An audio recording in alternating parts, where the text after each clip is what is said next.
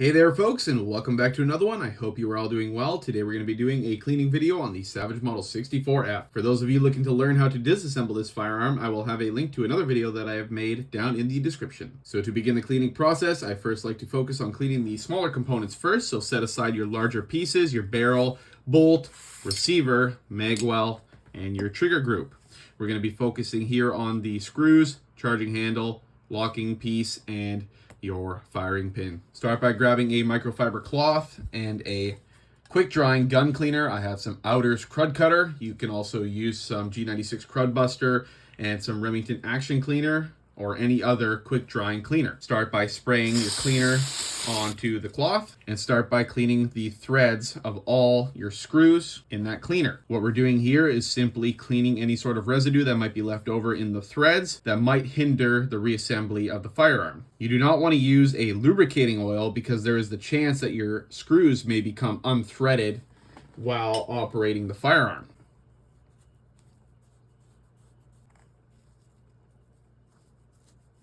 Once you have cleaned all your threads on your screws, grab your charging handle, and you're going to simply want to wipe it all down, primarily where the charging handle enters the bolt. I do have a aftermarket charging handle, so yours may not look the same. Next, we get the barrel locking lug piece here. Wipe it all down. If you're having any issues removing some of the residue off of this particular part, just use a bronze brush. Wipe it all down, especially on the end pieces here that slide into the receiver and the barrel, and make sure you clean that hole on the interior where that screw will go through.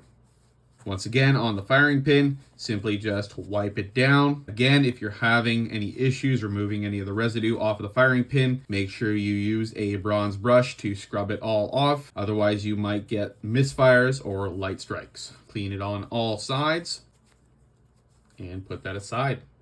Next, we are going to clean the magwell. Like with the screws, we're going to use some more quick drying cleaner and simply wipe down the entirety of the magazine well, starting on the exterior. Wipe down all sides, push out on the release, and clean underneath. You're primarily going to want to focus your attention towards this feed lip here. This is where your cartridges will feed into the chamber of the firearm. So this is where there's going to be a lot of lead residue and powder residue from the firearm. Clean it all off there. If you're having issues, get a brush, scrub it nice and clean. Continue wiping it off.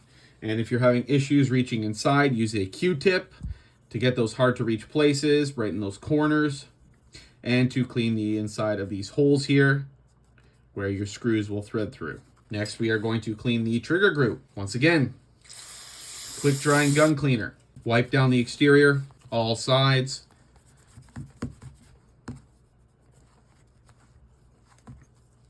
And once again, if you're having any issues removing any residue, don't hesitate to use a brush, whether you're using a nylon or a bronze brush. Just scrub any of those parts that are having a hard time coming off. On this particular gun, they do Loctite the rear screw, so you might have some red Loctite residue on the actual trigger group itself.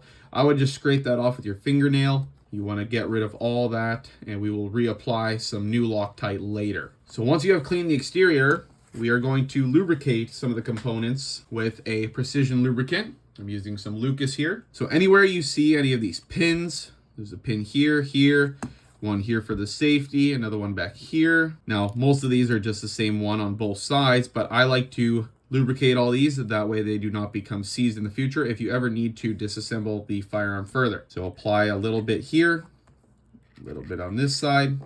You can apply a little bit on the inside where the spring is. Again, back here. You can put a little dollop here where the safety is, where that little detent piece is. You can see it just makes it so much smoother right away. And then more lube here on the trigger pin, again on this side too. And lastly, just a little bit here on this spring here in the front. Perfect. Now we will set this piece aside and let that lube soak into those pins and springs. And next we are going to focus on the bolt. So for cleaning the bolt, I like to just simply blast it with some of that quick drying cleaner. And then you're going to want to grab a brush and scrub this thing right down. Wipe down the piece. Wipe down your station. So now the exterior of the bolt is clean, but you still have some work to do. You're going to want to clean the bolt face next. So again, just spray a little bit here onto the bolt face and get your brush and just scrub that bolt face. Be a little gentle with the extractor there and scrub that bolt face nice and clean. As you can see, huge difference already. Nice and shiny like the rest of the bolt. And like with the Magwell, if you're having any issues reaching the hard to get to places, grab your Q-tip. It's a lifesaver.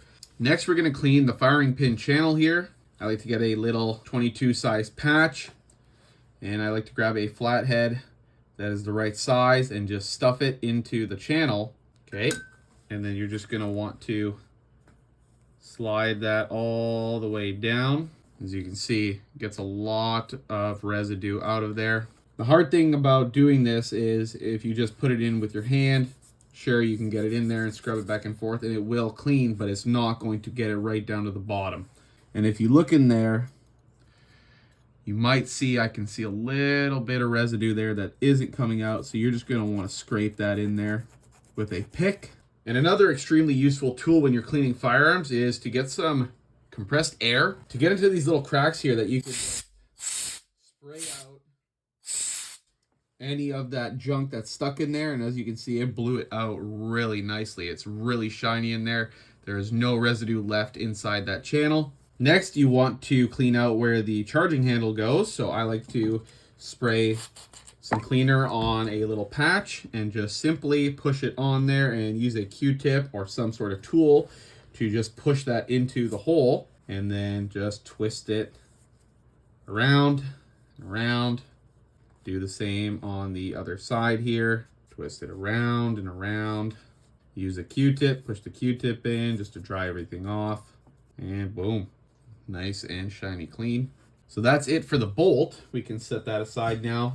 Next, we are going to focus on the receiver. Now this particular piece here is going to be somewhat of a pain. There is a lot of cleaning that needs to be done on the interior of this, but it is extremely hard to reach most of the receiver. So once again, that's where the compressed air will come in handy, because you're going to be able to blow out a lot of this junk that you otherwise wouldn't be able to reach.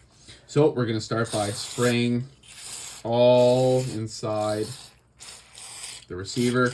Grab your brush and just start going to town. Just scrub the entirety of the inside. I think no matter what, at the end of the day, you're probably never going to be able to get all of this junk out of here, but you can do the best you can. You will also want to grab another Q-tip and just clean the inside of these threads here where these holes are on the receiver. That is where all your screws are going to be going into the receiver.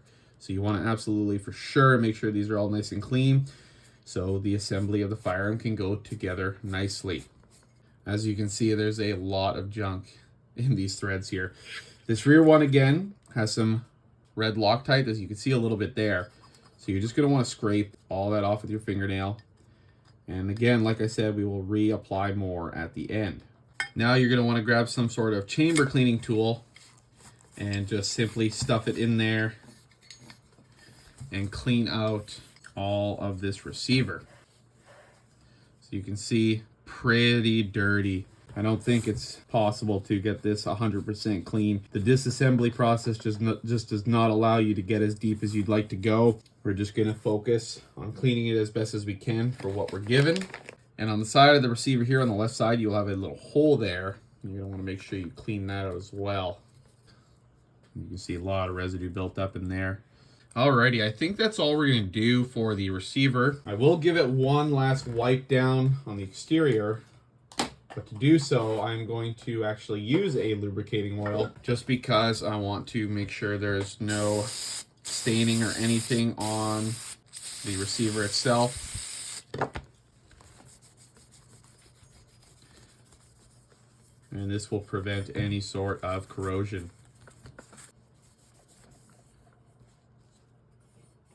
Lastly, we're going to focus on the barrel right here at the end where your barrel will enter the receiver. is the only place that you're really going to have a lot of residue. So just simply spray with your quick drying cleaner. Give it a little scrub first, if desired. Next, just spray a little bit here on the chamber and just clean the outside of the chamber there. Wipe that down nice and clean. Alrighty, so now we are going to clean the bore on the Savage 64. I am using a bore snake to do this. I would naturally like to use a rod, but unfortunately my brushes are absolutely mangled right now, and I didn't realize that till now. If you're going to use a rod, I would definitely recommend putting a patch down. If you're using copper ammunition, use a copper remover. I am using a copper remover because I shoot a lot of copper ammunition. And then after that, use a bronze brush, scrub it clean, and then rinse and repeat, drying it after using the brush and continuing doing that until it's nice and clean. So if you're using a bore snake like I am, I like to oil the first portion here. I'm using a Hoppe's 9 copper remover. Allow the brush part to go through, scrub it clean, reapply a little bit more oil here, and then leave the remainder dry to pull out all the waste deposit and dry the barrel. Dip that in there, get that covered in solvent right past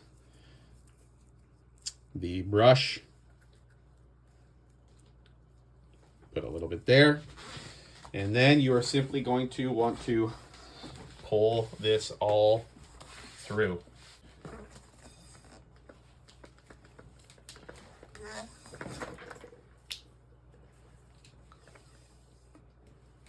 And wow, these bore snakes are fantastic. So as you can see there, one pull through with the bore snake absolutely cleaned up that entire bore. There's no more residue in there. Beautiful rifling. Obviously, you can run it through again to ensure that the barrel is nice and clean. I'm just going to leave it at that. It looks clean enough for me. And once you have cleaned the inside of the barrel, I like to again just give it a quick little blast with some lubricating oil and wiping all of that exterior down. Now that we have cleaned the barrel, we are going to begin the reassembly process. So we are going to grab your receiver bolt and your firing pin. Pull back on this piece here on the bolt and drop in your firing pin. The side with all the notches will go down, and the larger side of the two ends will go forward towards the bolt face. Drop that into place. Now slide your bolt into the end of the receiver. Grab your charging handle and drop that into place. Pull it back. If it hits, pull it out until it allows you to slide it all the way back, but not too far where it will pop out. It should have a little groove. Next, flip it over. Get your trigger group. Set it flat against the receiver. Get your screwdriver with a 1/4 Allen head. You will want to grab the screw with the star washer on it and apply a little bit of blue Loctite to the threads. I ideally like Loctiting the threads on this screw purely because the gun comes with Loctite on that thread from factory. Thread that into place. Don't over snug it just yet, because you're going to want to then slide in the magwell. The side with the two holes and this little lip will slide underneath the trigger group. There's a little hole here in front of these two holes. Slide that in, and then your lip here on this side will drop down into the receiver. Then grab your Phillips, drop the screw into the hole closest to the magwell, and start threading that into place. Snug that down. Go back to your rear Allen and snug that down. Next, you will grab your barrel. You will slide in the barrel. And if you can see here on the bolt face on this side here, right there, there's a hole. You will need to line up this little piece here inside that hole. So simply slide in your barrel. It will slide into that hole. Push back on the bolt, and you will have these holes you can see down here you'll have to push back for these holes to align those grooves. So once you have them aligned, hold it in place. The longer side needs to go in the barrel, and the shorter side needs to sit just under the mag well. Sit that in as deep as it can go. Grab your other screw, 1/4 Allen, thread it into place, and snug that bad boy down. Now your barrel is locked in. Next, you're simply going to grab your stock, line up the receiver, put the trigger in the hole, and drop it all into place. Pull down on the back of the receiver so it's snug against the stock. Then you will grab your 5/32 Allen and start snugging down that rear screw. Once you feel it snug up a little bit, you will grab your last screw. Put it in the front, start tightening it up, and tighten them down a decent amount. You don't need to do it too tight, just enough where you can no longer hand turn them. Stick your magazine in there. Make sure everything is still functioning. Put a snap cap in there.